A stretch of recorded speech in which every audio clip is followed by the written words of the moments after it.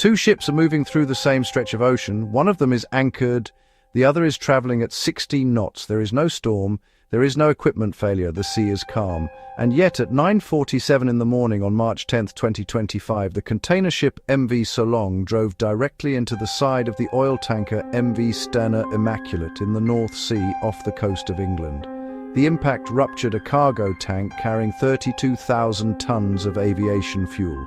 The fuel ignited on contact. Both vessels caught fire. Both crews abandoned ship. One crew member was never found. This was not a freak of nature. It was not an act of God. It was a collision between two vessels operating in the same waters, with radar, with GPS, with automatic tracking systems, and with crews on watch. And it still happened. The question is not just how. The question is what actually occurs in the seconds, minutes, and hours after two ships collide, because the engineering consequences of a collision at sea are unlike almost any other industrial accident on Earth.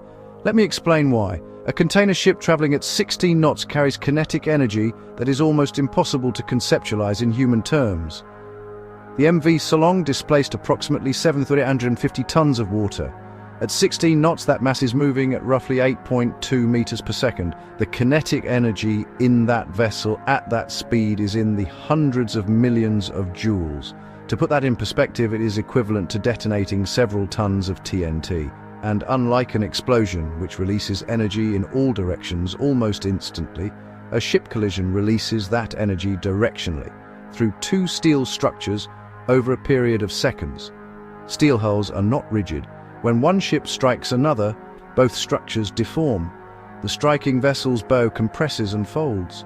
The struck vessel's side plating tears and buckles. Engineers call this crushing, and it is the primary mechanism by which kinetic energy is absorbed during a collision. The geometry of the impact, the angle, the speed, the point of contact, all determine how that energy distributes between the two hulls and how much structural damage results. In the Solong collision, the container ship struck the tanker at roughly a right angle. A perpendicular collision is among the worst possible scenarios for the struck vessel. At that angle, almost none of the kinetic energy can be redirected sideways. The striking ship's bow does not slide along the hull, it drives directly into it. The side plating of the Stena Immaculate failed almost immediately. The bow of the Solong penetrated the cargo tank. What happened next was a consequence of physics, not accident. Aviation fuel, also called Jet A1, has a flash point of approximately 38 degrees Celsius. The flash point is the minimum temperature at which a liquid produces enough vapor to ignite. At normal North Sea air temperatures in March, aviation fuel is close to its flash point. The heat generated by the collision, the friction of metal tearing against metal, was more than enough to ignite the vapors released from the ruptured tank. The fire was not caused by a spark from electrical equipment. It was caused by the collision itself. This is a critical engineering point that most people miss when they think about ship collisions. The danger from a collision is not just structural damage. It is what happens to the cargo when the hull that contains it fails. A tanker carrying crude oil, aviation fuel, or chemical cargo is not simply a vessel. It is a pressurized containment system for substances that become extremely dangerous the moment they are exposed to air and heat. The hull is not just structure, it is the barrier between the cargo and the environment. When that barrier is breached, everything that follows depends entirely on what the cargo is and what conditions exist at the moment of breach. In the Solong case, the breach was catastrophic and immediate. The fire spread from the ruptured tank to containers aboard the Solong within minutes. Both vessels were abandoned. Firefighting vessels from multiple countries responded. It took nearly 2 days to extinguish the visible flames. Now let us step back and look at how ships are supposed to avoid this situation entirely.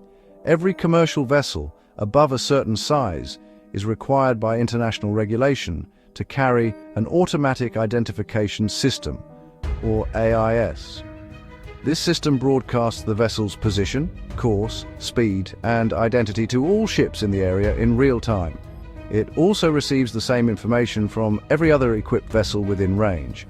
On a bridge display, the officer of the watch can see every nearby vessel as a moving symbol, updated every few seconds, with information about its heading and rate of turn. In addition to AIS, every ship carries radar. Modern marine radar systems include ARPA, which stands for Automatic Radar Plotting Aid. ARPA calculates the course and speed of every radar target it tracks and computes two critical values for each one. The first is CPA, closest point of approach, which is the minimum distance the target will reach relative to your vessel if both ships maintain their current course and speed. The second is TCPA, time to closest point of approach, which tells you how many minutes remain until that closest point is reached. International regulations require that a ship's officer use both radar and AIS together, cross-referencing the information from both systems. If a target is on a collision course, ARPA will generate an alarm. A CPA of 0, or near zero, means the vessel is headed directly towards your position.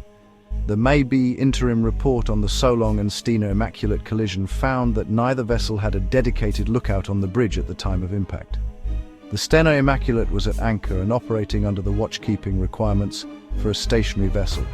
The Solong was underway, navigating a familiar route it had used many times before in conditions of patchy fog.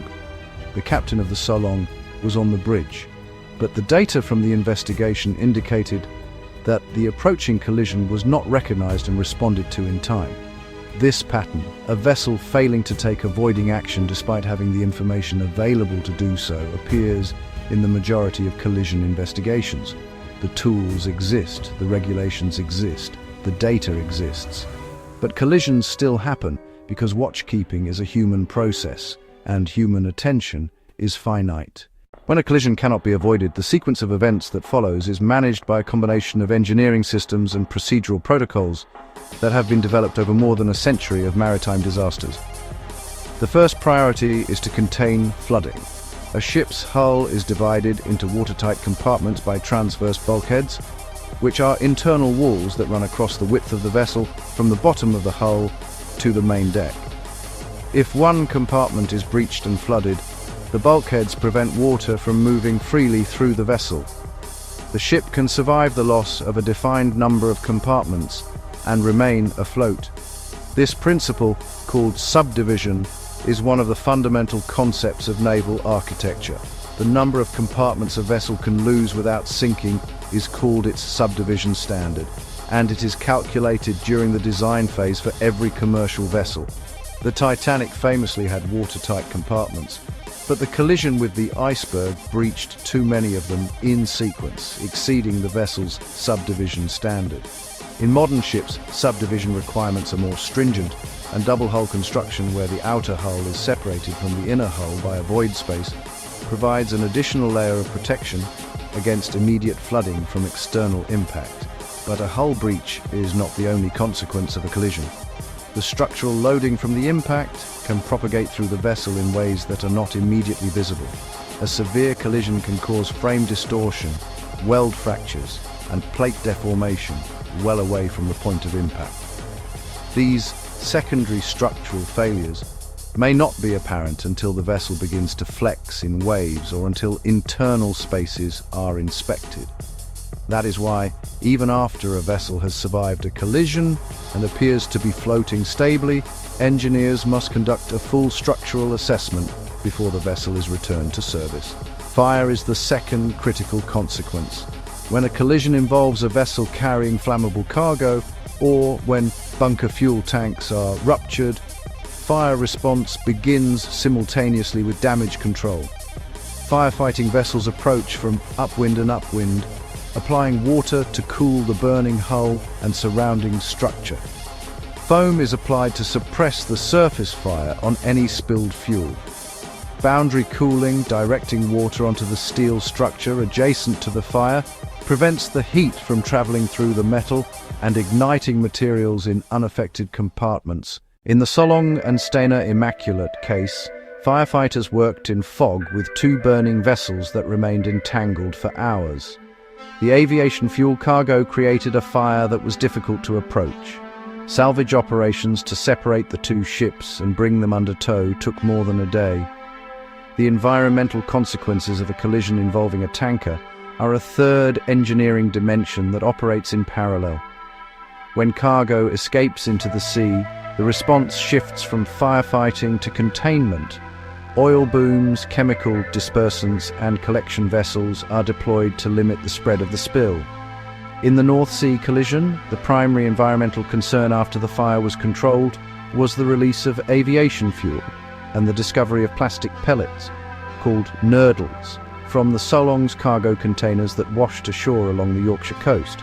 There is one more aspect of ship collision engineering that almost nobody discusses, and it is the most important factor in determining whether people survive. In the Solong and Stena Immaculate collision, the radio distress call was made at 10 Taung the moment the collision occurred. Coast Guard, nearby vessels and rescue helicopters responded within minutes. 36 people were rescued from the two burning ships. One person was lost.